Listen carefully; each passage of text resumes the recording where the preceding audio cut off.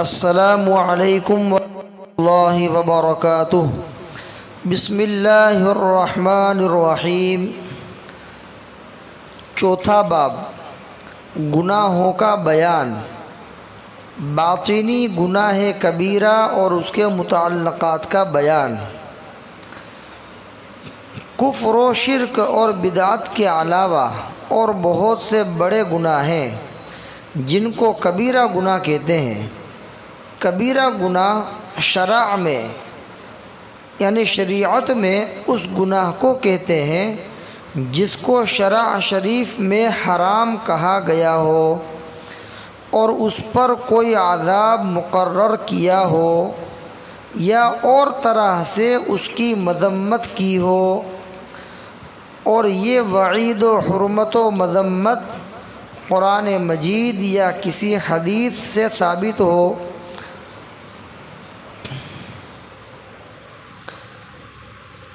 چوتھا باب شروع ہوا۔ 3 ابواب الحمدللہ اللہ کے فضل و کرم سے مکمل ہو گئے۔ چوتھا باب ہے گناہوں کا بیان۔ یہ کتاب ہے اپنے ایمان و اعمال کی حفاظت کیجیے، ایمان کی اور اعمال کی حفاظت۔ اور ایمان اور اعمال کی حفاظت میں جیسے عقائد کا صحیح کرنا ضروری ہے، کفریہ اور شرکیہ الفاظ اور اعمال سے بچنا ضروری ہے، بدعات اور خرافات سے بچنا ضروری ہے، اسی طریقے سے گناہوں سے بچنا بھی ضروری ہے، تبھی جا کر ہمارے اعمال اور ہمارا ایمان صحیح سالم رہ سکتا ہے۔ تو ہم نے 3 ابواب بیان کر دیے، اور ان 3 ابواب کے اندر وہ ساری باتیں بیان کی جس سے بچ کر ہمارا ایمان اور اعمال مضبوط ہو سکتا ہے اور محفوظ رہ سکتا ہے۔ اسی طریقے سے اب چوتھا باب شروع ہو رہا ہے، گناہوں کا بیان۔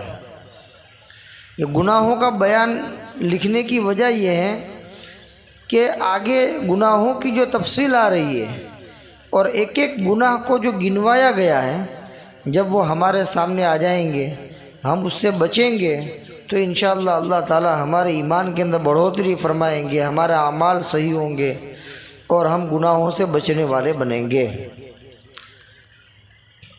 گناہوں کے اندر گناہ کی 2 قسمیں علماء نے لکھی ہیں، گناہ صغیرہ اور گناہ کبیرہ۔ پھر گناہ کبیرہ کی بھی 2 قسمیں، باطنی گناہ کبیرہ اور ظاہری گناہ کبیرہ۔ باطنی گناہ کبیرہ یعنی وہ بڑے گناہ جس کا تعلق اندر سے ہے، ظاہر سے نہیں ہے، باطن سے ہے، اندر سے ہے، اس کو باطنی گناہ کبیرہ کہا جاتا ہے، اور وہ بہت سارے ہیں جو آگے تفصیل آئے گی۔ اور ایک ہیں ظاہری گناہ کبیرہ، یعنی وہ بڑے بڑے گناہ جو ظاہر میں کیے جاتے ہیں، جس کا تعلق ظاہر سے ہے، تو وہ بھی آگے بیان کیے جائیں گے۔ تو چاہے ظاہری گناہ کبیرہ ہو یا باطنی گناہ کبیرہ ہو یا گناہ صغیرہ ہو، ہر ایک گناہ سے بچنا ضروری ہے۔ جب بندہ ہر ایک گناہ سے بچ جائے گا اور بچنے کی کوشش کرے گا تو اس کا ایمان محفوظ رہے گا، اس کے اعمال صحیح سالم رہیں گے۔ اور اگر گناہوں سے بچنا چھوڑ دیا بلکہ دن بدن گناہوں کے اندر ملوث ہوتا چلا گیا اور توبہ نہیں کر رہا ہے، تو یہی گناہ کیا ہوتے ہیں، آگے چل کر کے انسان کو کفر کے اندر دھکیل دیتے ہیں، ایمان سلب کر لیتے ہیں۔ تو اب یہاں بتلا رہے ہیں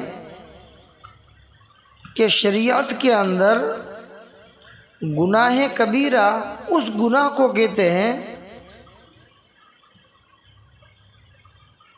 جس کو شریعت نے حرام کہا ہو، یعنی کوئی ایسا کام جس کو شریعت مطہرہ نے حرام کہا کہ یہ حرام ہے، تو گویا اس حرام کام کو کرنا کیا ہے؟ گناہ کبیرہ۔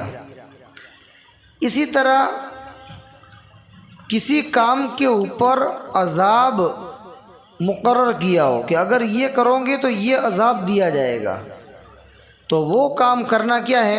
گناہ کبیرہ۔ اور اسی طریقے سے تیسری بات بتلائی کہ اس کام کے اوپر کوئی دوسری مذمت بیان کی ہو، شریعت کے اندر اس کی کوئی برائی بیان کی ہو اس کام کے اوپر، تو اس کام کو کرنا بھی گناہ کبیرہ کہلاتا ہے۔ اور یہ کس سے ثابت ہوگا؟ شریعت کے اندر جو حرام قرار دیا کسی کام کو، یا کسی کام کے اوپر وعید اور عذاب بتلایا، یا اس کی کسی اور طریقے سے مذمت بیان کی، تو یہ کون کرے گا؟ یہ قرآن اور حدیث اس کو ثابت کریں گے۔ لہذا اگر یہ باتیں قرآن اور حدیث کے اندر ہیں، اور قرآن کا حکم ہے کہ یہ کام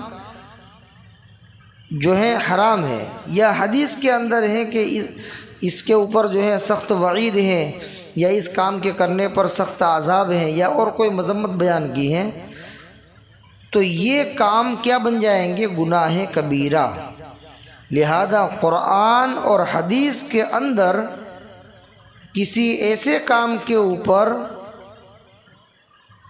جس کو شریعت نے حرام کہا ہو، یا اس کے اوپر عذاب اور وعید بتلائی ہو، یا اس کی کسی دوسرے طریقے سے مذمت اور برائی بیان کی ہو، ایسے کام کے کرنے کو گناہ کبیرہ کہا جاتا ہے، اور یہ شریعت سے گناہ کبیرہ کا ثبوت ہوگا۔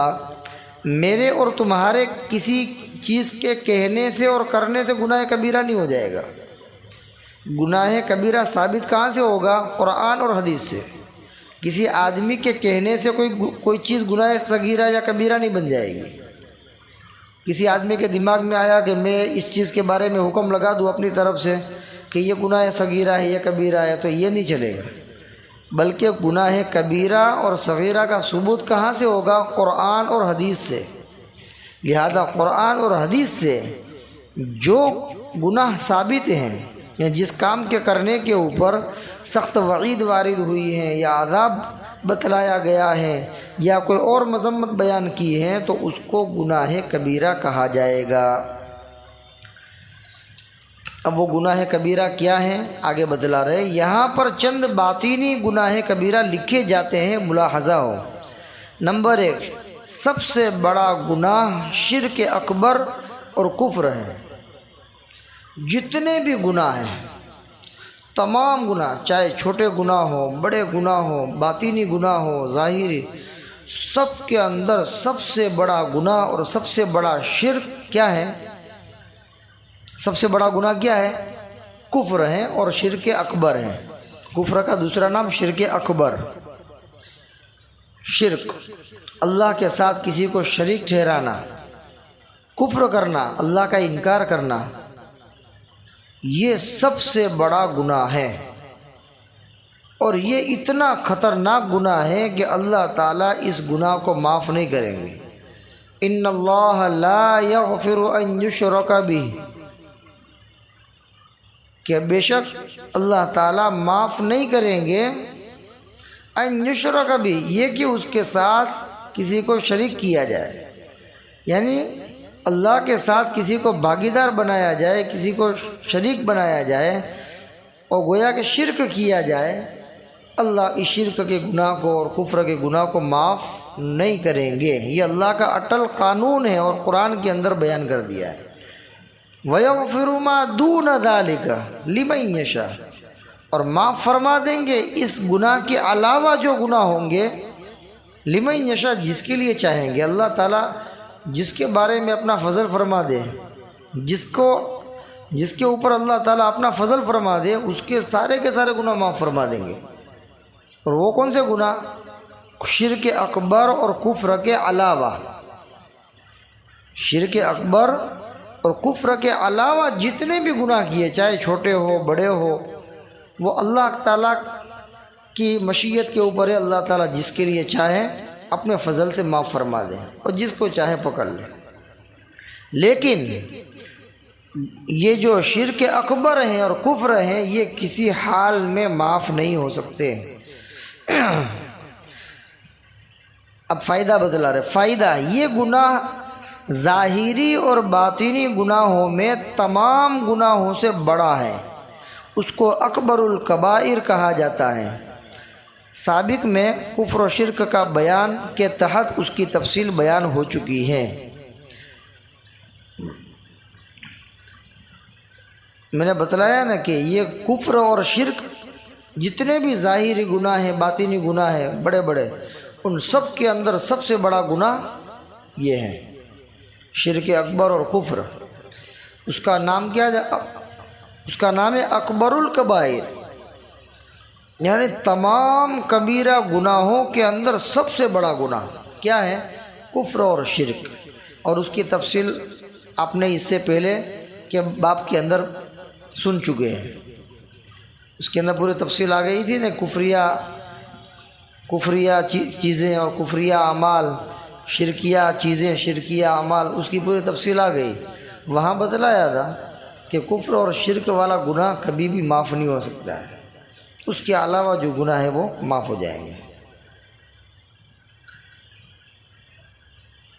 اللہ تبارک و تعالی تمام کبائر صغائر سے اللہ تعالیٰ پوری امت مسلمہ کی حفاظت فرمائے، اور خاص طور پر شرک اکبر اور کفر سے ایک ایک مسلمان کی حفاظت فرمائے، اور ہر ایک کی ایمان اور اعمال کی حفاظت فرمائے۔ وما علینا الا البلاغ۔ السلام علیکم ورحمۃ اللہ وبرکاتہ۔